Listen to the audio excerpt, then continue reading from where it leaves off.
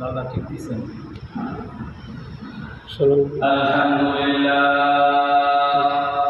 না না আলহামদুলিল্লাহ নাহমাদুহু ওয়া নাস্তাঈনুহু ওয়া নাস্তাগফিরুহু ওয়া নু'মিনু বিহি ওয়া নাতাওয়াক্কালু আলাইহি ওয়া না'উযু বিল্লাহি মিন শুরুরি আনফুসিনা ওয়া মিন sayyi'ati a'malina man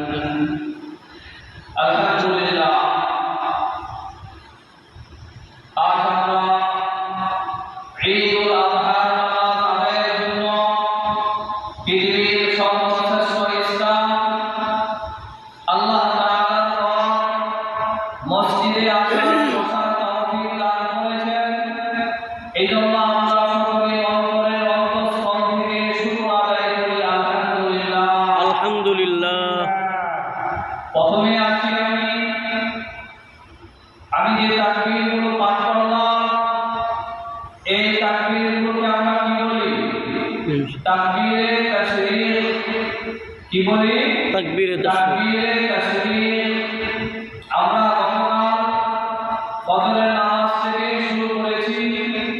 প্রতি ওয়াক্তে নামাজের ফরজ সালাত আদায় করার পরে আমরা পুরুষরা সমস্বরে একসঙ্গে উচ্চ আওয়াজে আমরা সকলে বলছি আল্লাহু আকবার, আল্লাহু আকবার, লা ইলাহা ইল্লাল্লাহু, আল্লাহু আকবার, আল্লাহু আকবার।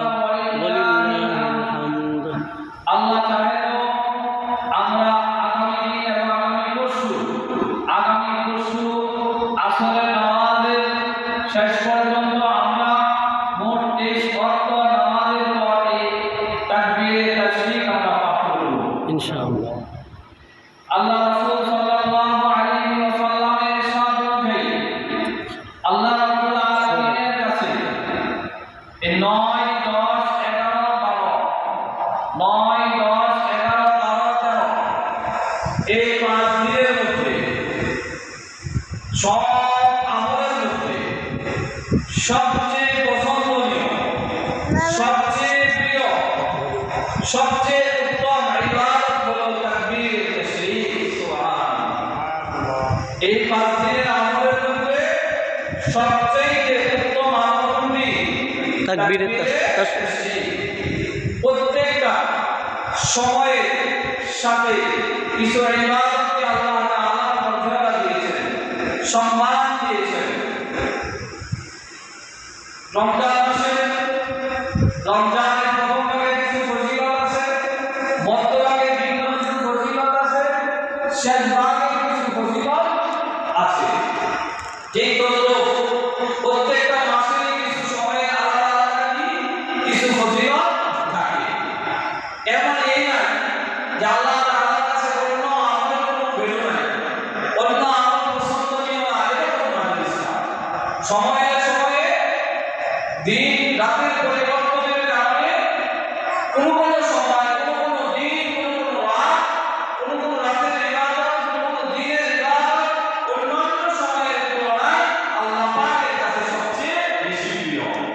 তো বর্তমানে এই সময় আমরা অতিবাহিত করছি, এই সময়ের মধ্যে সবচেয়ে সুন্দর, সবচেয়ে উত্তম, সবচেয়ে আল্লাহ তাআলার কাছে প্রিয় আমল হলো জোরে জোরে তাকবীর বলা। কি বলা? তাকবীর তাশরিক বলা। তারা আমরা শুধু 5 ওয়াক্ত নামাজের পরে একবার জোরে উচ্চ আওয়াজে তাকবীর করব, এর মধ্যেই সীমাবদ্ধ থাকবো আর সারাদিন জবান বন্ধ করে চুপ বন্ধ করে বসে থাকবো, এই বিষয়টা এরকম নয়। আমরা হাঁটতে, চলতে, ফিরতে, ওঠা বসায় যখনই সুযোগ পাবো আমরা উচ্চ আওয়াজে বলবো আল্লাহু আকবার, আল্লাহু আকবার, লা ইলাহা ইল্লাল্লাহ, আল্লাহু আকবার, আল্লাহু আকবার, ওয়ালিল্লাহিল হামদ। তাহলে আমরা পরিষ্কার বুঝলাম সবচেয়ে প্রিয় আমল এই 5 দিনের মধ্যে তাকবীর তাশরিক। আর এটা শুধু 5 ওয়াক্ত নামাজের পর একবার পড়া তো ওয়াজিব। একবার পড়া কি? ওয়াজিব। আর সারাদিন পড়লে কোনো হবে? হ্যাঁ? আমরা সারাদিন পড়ব। এই ভুলটা আমাদের দ্বারা হচ্ছে। কারো জমানায় তাকবীর রাখা যায় না। অথচ সাহাবায়ে কেরামের আমল থেকে আমরা যতটুকু জানি, আব্দুল্লাহ ইবনে ওমর, আব্দুল্লাহ ইবনে আব্বাস, আবু হুরায়রা থেকে রওয়ায়াত, ওনারা কি হয় মাসের প্রথম তারিখে আসছে হাটে বাজারে বিভিন্ন উঁচু জায়গায় দাঁড়িয়ে জোরে জোরে বললেন আল্লাহু আকবার, আল্লাহু আকবার, লা ইলাহা ইল্লাল্লাহ, আল্লাহু আকবার, আল্লাহু আকবার, ওয়ালিল্লাহিল হামদ। যদিও এটা একত্রিত হয়ে সমাবেশ করে একসাথে বলা বিষয়, কিন্তু আপনি একা একই উঁচু একটি স্থানে মাঠে বাজারে জোরে যদি বলেন আপনার দেখা দেখি আরো অন্যান্য ভাইরা বলবে, এরা সব আপনার আমল নামায় চলে আসবে। আল্লাহ যদি হায়াতে বাঁচায় রাখে, আগামী যেখানে থাকি ইনশাআল্লাহ এই আমল আমরা চালু করব ইনশাআল্লাহ। এই আমলটা এখন নাই, এই আমলটা নাই, সাহাবায়ে কেরামের আমল প্রমাণিত। এই আমল থেকে আমরা অনেক দূরে। এজন্য আমরা হাতে বাজারে বলি, কিতাবে পড়ি, পড়ি না। যদি পড়তাম অন্তত আমার কাছে একজনের শুনে আরেকজন পড়তো। এই পড়তেছে, আমার মনে নাই, স্মরণ হয়ে গেল, পড়লো। এই আমলটা ইনশাআল্লাহ আল্লাহ যদি বাঁচায় রাখে আগামী করবো তো ইনশাআল্লাহ। আল্লাহ আমাদেরকে তৌফিক দান করুন। আসেন, এখানে এই আমলটা আল্লাহ তাআলার কাছে কত বেশি প্রিয়। এই আমলটা 3 জনের আমলের সমষ্টি। কয় জনের আমলের সমষ্টি? 3 জনের। আমি বর্ণনা থেকে যাব না। আল্লাহ পাকের নির্দেশে, আল্লাহ তাআলার সন্তুষ্টির জন্য বাবা ইব্রাহিম আলাইহিস সালাতু ওয়াস সালাম প্রিয় পুত্র ইসমাঈল আলাইহিস সালাতু ওয়াস সালামকে কুরবানি করার জন্য যখন ছুরি চালাচ্ছিলেন, তখন উঁচু পাহাড় থেকে জিবরাইল আলাইহিস সালাম ফেরেশতাদের দল নিয়ে দৃশ্য দেখতেছিল। মক্কার ঘটনা। সাধারণ মানুষও এই কাজ করে, সবকিছুই ফেরেশতারা জানে না। সবার সাথে ফেরেশতা নিয়ে কিন্তু আছে না, ওইটা আল্লাহ তাআলা ফেরেশতাদের অন্তরে জানার আড়ালে রাখছিলেন। আর আমরা হঠাৎ আকস্মিক আশ্চর্যজনক বিস্ময়কর কোনো জিনিস দেখে আমরা আল্লাহু আকবার বলি না। জিবরিল ফেরেশতার এই অবস্থা দেখা আরে হচ্ছে কি, এই পৃথিবী জন্মের শুরুর থেকে পৃথিবী যতদিন যাব সূর্য উঠে চন্দ্র উঠে আলো বাতাস দেয়, এরকম একটা ইতিহাস ইতিপূর্বে ঘটে নাই। পৃথিবীবাসী দেখে নাই, পৃথিবীবাসী দেখে নাই, ফেরেশতারাও এরকম ঘটনা দেখে নাই। এজন্য মনের অশান্তি জিবরিল আলাইহিস সালাম যে জবানে উচ্চারিত হয়েছে আল্লাহু আকবার, আল্লাহু আকবার, আল্লাহ আমি কি দেখছি। হযরত ইসমাঈল আলাইহিস সালাম মাটিতে শোয়া অবস্থায় জবাই হবে, এই অবস্থায় আওয়াজ যখন ইসমাঈলের কানে গেল, ইসমাঈল আলাইহিস সালাম বলে উঠলেন লা ইলাহা ইল্লাল্লাহু আল্লাহু আকবার। ইসমাঈল আলাইহিস সালামের এই আওয়াজ শুনে বাবা ইব্রাহিম আলাইহিস সালাম বলে উঠলেন আল্লাহু আকবার ওয়া লিল্লাহিল হামদ। তাহলে আমল করলো কয়জনে? তিনজনে। ফেরেশতা, সন্তান ইসমাঈল আলাইহিস সালাম, বাবা ইব্রাহিম আলাইহিস সালাম, এই তিনজনের আমলটাই আল্লাহ রাব্বুল আলামিনের কাছে কবুল হয়ে গেল, অনেক পছন্দনীয় হয়ে গেল। সুবহানাল্লাহ। যার কারণে আল্লাহ রাব্বুল আলামিন কিয়ামত পর্যন্ত এই তাকবীরের তাসবিহকে, কিয়ামত পর্যন্ত যত মানুষ আসবে এই ঈদুল আযহা উপলক্ষে জিলহজের এই 9 তারিখ ফজর থেকে নিয়ে 13 তারিখ আসর পর্যন্ত প্রত্যেক শব্দ নামাজের পরে তাকবীরের তাসবিহ উচ্চ আওয়াজে পুরুষদের জন্য, নিম্ন আওয়াজে মহিলাদের জন্য একবার করা এটা ওয়াজিব করে দিলেন। এটা একটা আমলে পরিণত করে দিলেন। সুবহানাল্লাহ। তাহলে তাকবীরের তাসবিহ উৎপত্তি কোন জায়গা থেকে, তাকবীরের তাসবিহ কোন জায়গা থেকে আসলো, আমরা স্পষ্ট হইলাম বিষয়টা। এবং আমরা বেশি কিছু করবো তো ইনশাআল্লাহ। কিছুক্ষণ পরে যথাসময়ে 7:15 ঈদুল আযহা নামাজের জামাত অনুষ্ঠিত হবে ইনশাআল্লাহ। আমরা সমস্ত মুসলিম ভাইদেরকে অনুরোধ করবো আপনারা খুব তাড়াতাড়ি ঈদগাহের মাঠে চলে আসুন, যথাসময়ে নামাজ শুরু হয়ে যাবে ইনশাআল্লাহ। মুহতারাম হাজিরিন, এই গেল একটি আমল তাকবীরের তাসবিহ। তাহলে আমরা এখন থেকে সব সময় তাকবীরের তাসবিহ করব তো ইনশাআল্লাহ। মানে করে মামুন যারা রয়েছেন আপনারা নিম্ন আওয়াজে রান্না করবেন আল্লাহু আকবার, আল্লাহু আকবার, লা ইলাহা ইল্লাল্লাহু আল্লাহু আকবার, আল্লাহু আকবার ওয়া লিল্লাহিল হামদ। আমরা এই আমলটা করতে কাদের ব্যাঘাত হবে? কাদের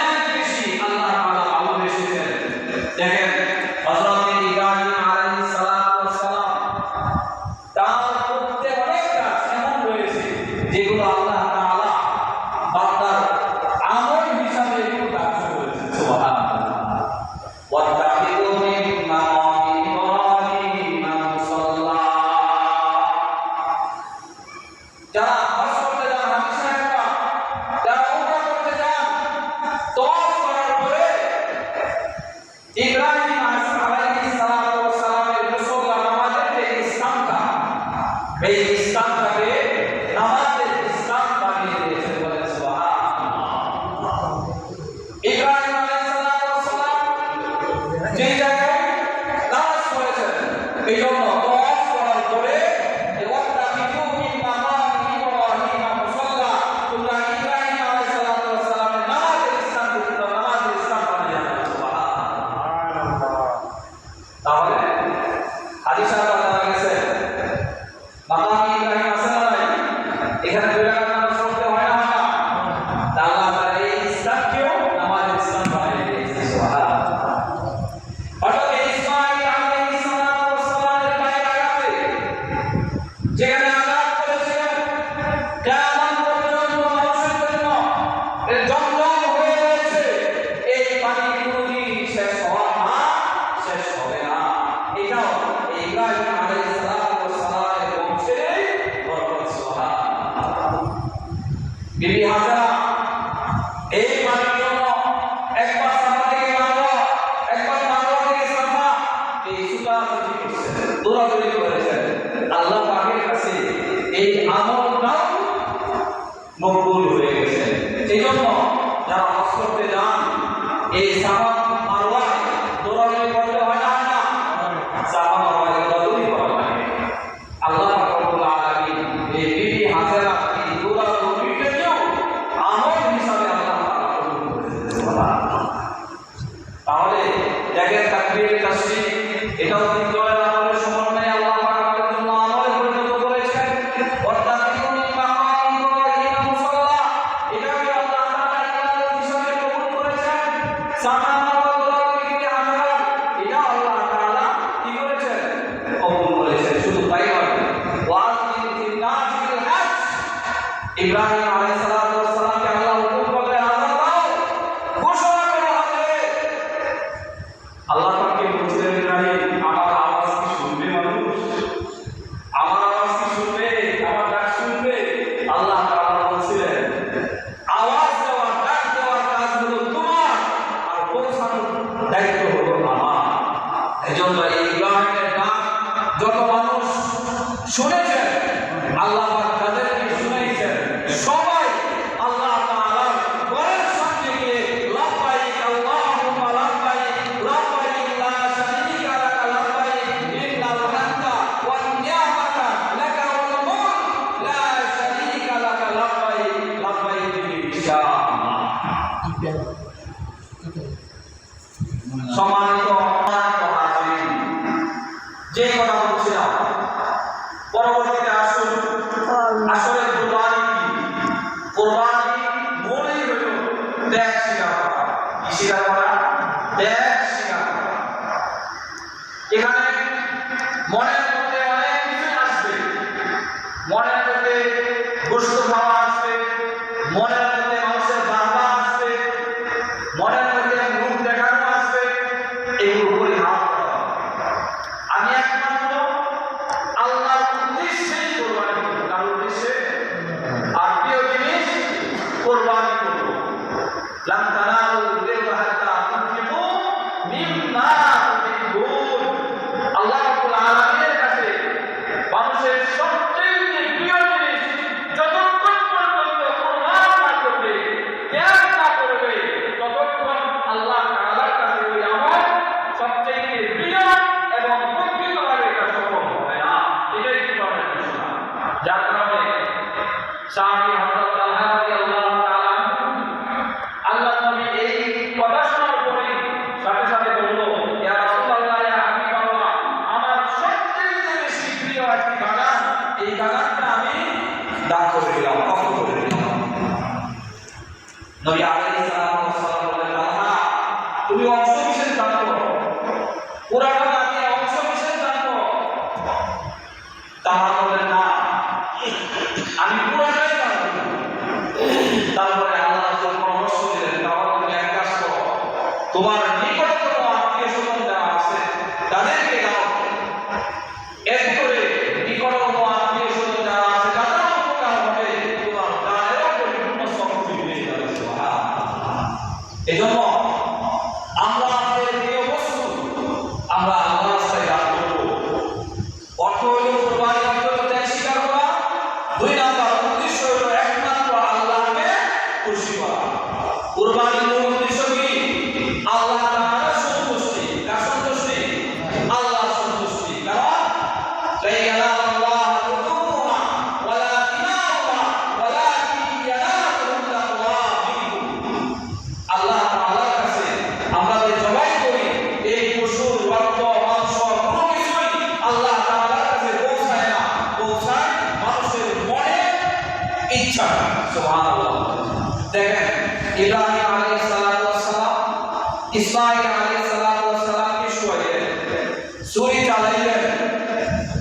বাস্তবতা হলো কি আল্লাহ তাআলা কি বলছেন মাদ সাদ্দাকাল রুইয়া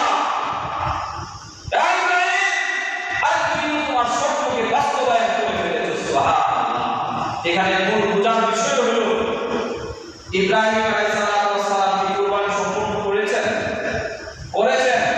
করেন নাই, কুরবানি হয় নাই, কিন্তু আল্লাহ কি বলছেন কুরবানি হয়ে গেছে। তাহলে মূল মাকসাদ সংগঠিত হয় না, সম্পূর্ণ হয় না। আমার আপনার মনের অগ্রগতি কি, আমার মনের ইচ্ছাটা কি, আমার মনের ইখলাসটা কি, এই আল্লাহ তাআলা ইখলাসটা দেখেন। কি দেখেন? ইখলাস। আমরা যারা 2 জন 3 জন 7 জন শরীকানা হয়ে কুরবানি করি তখনই আল্লাহ তাআলা কবুল করে নেন। আল্লাহ সংগঠিত হওয়ার দরকার না, সংগঠিত হওয়ার কোনো মাকসাদ না, রক্ত মাংস মূল মাকসাদ না। এই যে আমরা নামাজ পড়ি, রুকু মূল মাকসাদ না, সিজদা মূল মাকসাদ না, তাকবীর মূল মাকসাদ না, বৈঠক মূল মাকসাদ না। মূল মাকসাদ হলো আমি কোন মন নিয়ে, কেমন আগ্রহ নিয়ে, কেমন একাগ্রতা নিয়ে, কেমন ইখলাস নিয়ে, কেমন নিয়ত নিয়ে আল্লাহু আকবার তাকবীরটা বলেছি। এজন্য সব কাজের মূল হলো ইখলাস, সব কাজের মূল হলো নিয়ত। নিয়ত ঠিক রাখো তো ইনশাআল্লাহ, নিয়ত সহি করবো তো আমরা ইনশাআল্লাহ। হ্যাঁ, যদি নিয়ত সহি থাকে, ইখলাস ঠিক থাকে, মন যদি ঠিক থাকে, আল্লাহ রাব্বুল আলামিন আমাদের প্রত্যেকটা আমলকে কবুল মঞ্জুর করবেন ইনশাআল্লাহ। করব ইনশাআল্লাহ। অনেক ভাইয়া সবাই কিন্তু সংক্ষিপ্ত, অনেক ভাইয়া জানতে চান যে আমাদের কোরবানির যৌতুকে আমরা আকিকা করতে পারবো কিনা। হ্যাঁ, উত্তর হলো কোরবানির পশুতে, কোরবানির পশুটা যদি গরু হয়, মহিষ হয়, তাহলে আমরা উট হয়, তাহলে এই পশুতে আমরা কি করতে পারবো? আকিকার নাম দিতে পারবো। অর্থাৎ আপনার ফ্যামিলিতে সদস্য হলো 3 জন, এই 3 জনের উপরে আপনার কোরবানি করা উচিত। তাহলে আপনার 3 নামই যথেষ্ট। এখন অতিরিক্ত কয়টা নাম রইল?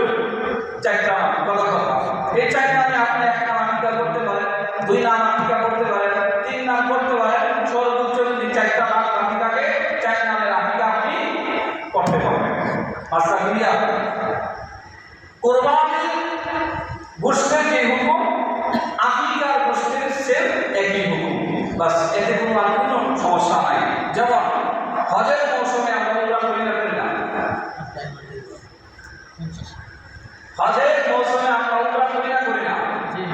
যে হজের ভিতরেও আমরা উমরা করি, ঠিক তদ্রুপ এই কোরবানির ভিতরেও আকিকা করা যায়। যেভাবে ভাবে হজের ভিতরে কি করা যায়? উমরা করা যায়।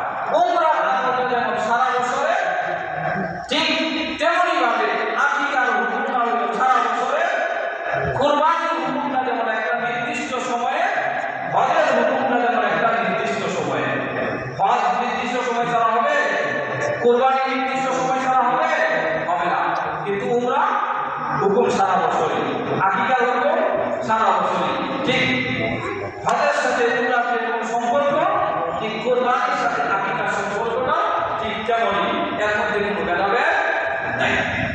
তাহলে আশা করি কথা বলবো, যে কথাগুলো বলছিলাম, আমরা এই গরুতে আকিকা করতে আমাদের কোনো অসুবিধা নাই।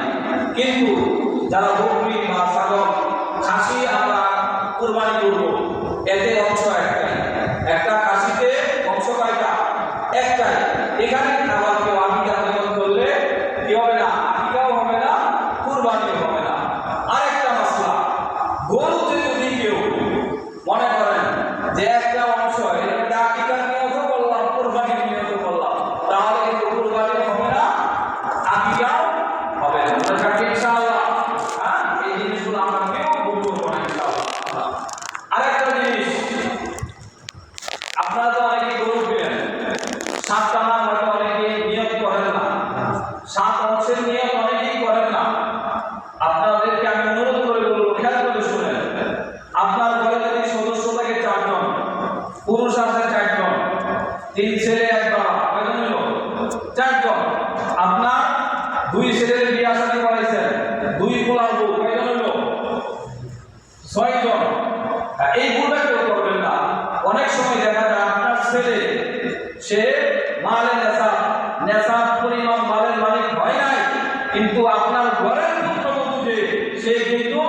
নেশাবে মালের মালিক, মালের নেশাব সে, তার কাছে 2টি কোটি 4 কোটি 5 কোটি স্বর্ণ রয়েছে, কিন্তু আপনি আব্দুল্লাহ, আপনার কাছে 1 লক্ষ টাকা নাই, আপনি 50,000 টাকার মালিক না, কিন্তু আপনার বউ কিন্তু 3-4 লাখ টাকার মালিক। এটা বাস্তবতা প্রায় করে আছে না নাই? কিন্তু উনি তো পুত্রবধূ, যার কারণে জিন্দিগিতেও জেহেনাম আসে না যে ওনার নামে কুরবানি দেওয়া হয়। একটা বলুন, আপনি গুণাগার হচ্ছেন, গুণাগার হচ্ছেন, অথচ আপনার 3 ছেলের মধ্যে 2 ছেলের কুরবানি ওয়াজিব হয় নাই, তার নাম আসছে কুরবানি নিয়তের মধ্যে, কিন্তু আপনার পুত্রবধূ ঘরের মধ্যে আপনার বিবি, তার কুরবানি ওয়াজিব হয়ে গেছে, তার নাম আসছে। এরকম হয় না? খেয়াল করবেন, এখনো যারা নিয়োগ করেন নাই এদেরকে নিয়ে আপনি 7 নাম পূর্ণ করেন। একটা গরুতে 2-4 নাম আপনার মুখে উচ্চারণ করা জরুরি না, খাতা কলমে লেখাও জরুরি না, শুধু নিয়োগ করেন যে আমরা বাপুর 4 জন, 2 পুলার 6 জন, আমার ভাই 1 জন, এই 7 জনের নামে আমি কুরবানি করলাম। তারপরেও যদি থাকে আপনার সারা এখানে নামে করতে পারেন, মৃত বাবার নামে করতে পারেন, কোনো অসুবিধা নেই। আরেকটা মাসলা অনেকেই জানতে চায় যে মৃত বাবার নামে দিলে মৃত ব্যক্তির নামে যদি 7 ভাগের 1 ভাগের মধ্যে আমি কুরবানি দিই, তাহলে ওই গোশত নাকি সৎকার করা লাগবে না আমার খাওয়া যাবে? মাসলা হলো আপনি মৃত ব্যক্তির নামে দেন আর সাহাবায়ে কেরামের নামে দেন, রাসূলের নামে দেন, যার নামে দেন না কেন এই সমস্ত গোশত একই হুকুম বা সহজ মাসলা। সব নামের কুরবানির গোশতের হুকুম একটাই, বাস এটা আমাদের কোনো আর নাই, ঝামেলা নাই, টেনশনের কোনো কারণ নাই। তাহলে এই কাজটা করবো তো ইনশাআল্লাহ, মনে নিয়ত করছে হইলে সবাই ঠিক তো। মাহে রমজান আসলে আমরা অনেকেই কি করি, যাকাত দিই, সারা বছর অনেকেই যাকাত দিই। আর আমরা এটা মনে রাখবো, শুধু যাকাতটা শুধু রমজানের সাথে খাস বিষয়টা এরকম না, এটা হিসাবের সুবিধার্থে, হিসাব নিকাশের সুবিধার্থে আমরা রমজানে কি করি, আদায় করি। আর একে যেহেতু 70 সব পাওয়া যায়, ওই দৃষ্টিকোণ থেকে আমরা আল্লাহকে উদ্বুদ্ধ করেন সবাই যে আমরা রমজানে আদায় করি। অনেক ক্ষেত্রে মা বোনেরা তারা যাকাতের উপযুক্ত হয়ে যান, কিন্তু মা বোনের স্বর্ণের হিসাব নিকাশ ভালো করে আমরা এই যাকাতে আদায় করি না, এতে করে আমরা সবাই কি হই, গুনাহগার হই। এই জিনিসগুলো আমরা কি করবো, খেয়াল রাখবো ইনশাআল্লাহ। যার উপর যাকাত ফরজ হয় তার উপর কুরবানি ফরজ হয়, ওয়াজিব হয়, কারণ যাকাতের মাত্রাটা হলো 1 বছর থাকা শর্ত, আর কুরবানির মাত্রাটা হলো এই কুরবানির 3 দিন, 10 জিলহজ, 11 জিলহজ, 12 জিলহজ। এই 3 দিনের মধ্যে যদি তার কাছে কি থাকে, মালের নেশাব পরিমাণ মালের মালিক থাকে, অর্থাৎ বর্তমান বাজার দরে 1,78,500 টাকা, বর্তমান বাজার দরে কত, 1,78,500 টাকা যদি কোনো ভাইয়ের কাছে, কোনো বোনের কাছে, কোনো পুরুষের কাছে, কোনো নারীর কাছে তার সংসার পরিচালনার ক্ষেত্রে অতিরিক্ত হিসাবে থাকে, যে সংসার পরিচালনা করার পরে তার কাছে এই 3 দিন এই পরিমাণ মাল আছে, অর্থাৎ 1,78,500 বা 1,80,000, 85,000, 90,000 বলেন, অসুবিধা নেই। এই পরিমাণ মালের মালিক যদি কোনো ভাই থাকে, কোনো বোন থাকে, কোনো নারী থাকে, কোনো পুরুষ থাকে, তাহলে তার উপরে কুরবানি করা ওয়াজিব। 5 লাখ টাকা ক্লিয়ার হয় না? এখন যদি আমরা না করি কি হবে, আল্লাহ রাসূলের ধমকি আছে, কি ধমকি, যে যেই ব্যক্তির উপর কুরবানি ওয়াজিব থাকা সত্ত্বেও, সামর্থ্যবান হওয়া সত্ত্বেও সে কুরবানির পশু ক্রয় করলো না, কুরবানি দিল না, কুরবানি দেওয়ার ইচ্ছা করলো না, সে যেন এই মসজিদের এই ঈদগাহের আশপাশেই যেন সে না আসে। আল্লাহ রাসূলের ধমকিটা কি সাধারণ না অসাধারণ? তাহলে আমরা যারা উপযুক্ত হওয়ার পরেও কৃপণতার কারণে, বা গাফলতি করার কারণে, আল্লাহর হুকুমের প্রতি শ্রদ্ধা না থাকার কারণে যদি আমরা এই কাজটা করে থাকি, নিঃসন্দেহে আমরা অনেক বড় অন্যায় কাজ করেছি, আপনাদের প্রমাণ করবো। এখনো আল্লাহর হুকুম একটা পালন করুন, যে না হুজুর আমি ভুল করছি, আমি 2 লাখ টাকার মালিক এখনো আছি, 2 লাখ টাকা অতিরিক্ত আমার কাছে আছে, 2 লাখ টাকা আমার বিবির কাছে অতিরিক্ত আছে।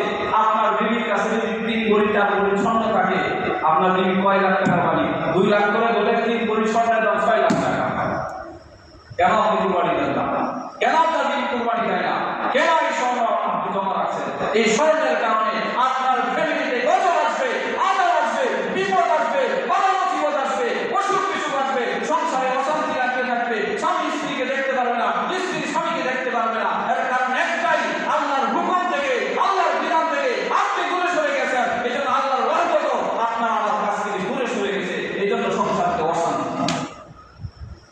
কথা কি বুঝাইতে পারলাম অশান্তি কোথায় অশান্তি নাই কেন ঝগড়া কেন বিবাদ কেন আল্লাহর হুকুম না মানার কারণে এই জন্য এখন সময় আছে আজকে একটা খাসি কিনে 10,000 15,000 টাকা দিয়ে কিনে খাসি কুরবানি দেন আজকে সময় না থাকলে কালকে দেন কালকে না পারেন পরশু দেন কুরবানি করা যায় কয়দিন 3 দিন এখন মনের ভিতরে আসতে পারে মানুষ কি করবো মানুষের দিকে তাকায় না হইতে পারে আপনি মাসলাটা এখন শুনলেন আপনি যদি এখন আমল করেন আপনি 20 লাখ টাকা দিয়ে কুরবানি করলে যে সব হইতো আমি আশাবাদী আল্লাহর কাছে শুধু আল্লাহকে সন্তুষ্টি করার জন্য এখন একটা খাসি কুরবানি দিবেন আল্লাহ তাআলা দরবারে এর চাইতে আগে কুরবানি কবুল করবে এখন এমন হইতে পারে যে আল্লাহর এই বিধানটা শোনার পর মানলেন আমল করলেন এই আমল করার কারণে আপনার জিন্দেগীর সমস্ত গুনাহ আল্লাহ মাফ করে দিবেন পারবো না ইনশাআল্লাহ আল্লাহ রাব্বুল আলামিন এই কথাগুলো বললাম আমাদের সকলকে আমাকে আমল করার তৌফিক দান করুন।